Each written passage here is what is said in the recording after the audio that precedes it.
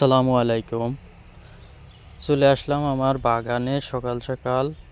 এই যে দেখুন, আমার বাগানে একটা বোল্ডার জাতের ফল পেকে আছে ভিতরে। ফলটা পরিপূর্ণ হয়ে গেছে পেকে। আসলে গাছ থেকে ফল ছিঁড়ে খাওয়ার একটা মজাই আলাদা।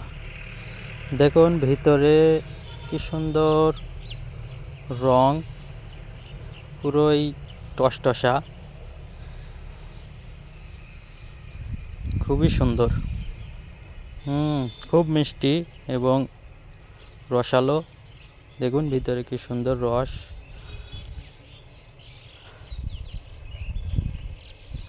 টলটলা।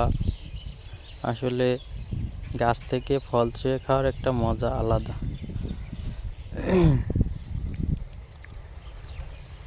ভিডিওটি ভালো লাগলে লাইক, কমেন্ট, শেয়ার দিয়ে পাশে থাকবেন।